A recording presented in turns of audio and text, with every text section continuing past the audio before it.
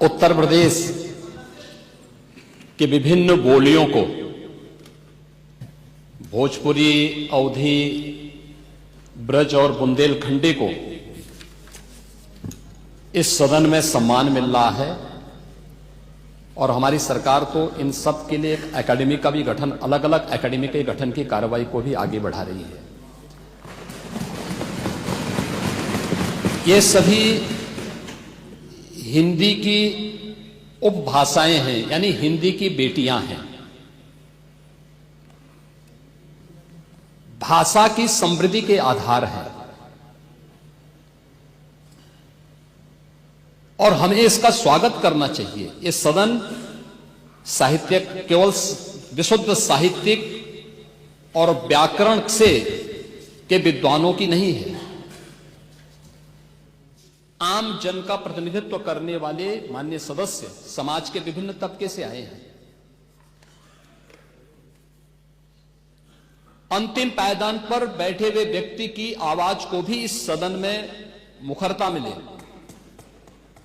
इसके लिए अगर किसी को हिंदी में वह धारा प्रवाह नहीं बोल सकता तो उसको भोजपुरी में भी अपनी बात को रखने का अधिकार मिलना चाहिए, अवधी में, ब्रज में या बुंदेलखंडी में उसको रखने का अधिकार मिलना चाहिए। ये कौन सी बात हो गई कि भोजपुरी में ना बोले, अवधी में ना बोले, इसका विरोध है, विरोध अंग्रेजी का, बुंदेलखंडी में ना बोले और उर्दू की आप वकालत कर रहे हैं। ये बड़ी विचित्र बात है। आप मुझे बताइए, मैं इसीलिए कहता हूं कि आप समाजवादियों का चरित्र ही इतना दोहरा हो चुका है, इतना दोहरा हो चुका है कि अपने बच्चों को भेजेंगे इंग्लिश पब्लिक स्कूल में और दूसरों के बच्चों को बोलेंगे कि एक गांव के उस विद्यालय में पढ़े जहां संसाधन भी नहीं है। ये दोहरा आचरण और जाकी रही भावना जैसी प्रभु मूर्ति देखी तिन तैसी, यह तो आचरण आप लोगों का है। इसीलिए आपने कल भी भोजपुरी का विरोध किया, अवधी का विरोध किया, बुंदेलखंडी का विरोध किया और आप लोग अपने दैनिक जागरण में, दैनिक जीवन में इस प्रकार के आचरण के आदी हो चुके हैं।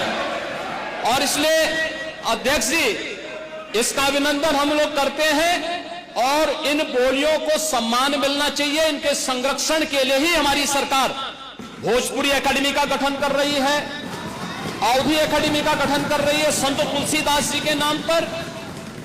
इसी के आधार पर ब्रज भाषा इतनी समृद्ध भाषा है। सूरदास जी ने अपनी सभी रचनाएं उसी भाषा में दी हैं। संत तुलसीदास जी ने अपनी कालजयी रचना रामचरितमानस, जो इस सदन में ही नहीं, उत्तर भारत के अंदर और भारत से प्रवासी हुए जितने भी ऐसे लोग हैं जो मॉरिशस में या दुनिया के फिजी में या दुनिया के किसी देश में गए, उनके संकट काल में रामचरितमानस ही तुलसीदास जी का अवधी भाषा में रचा गया, रामचरितमानस ही उनका सहारा बना था।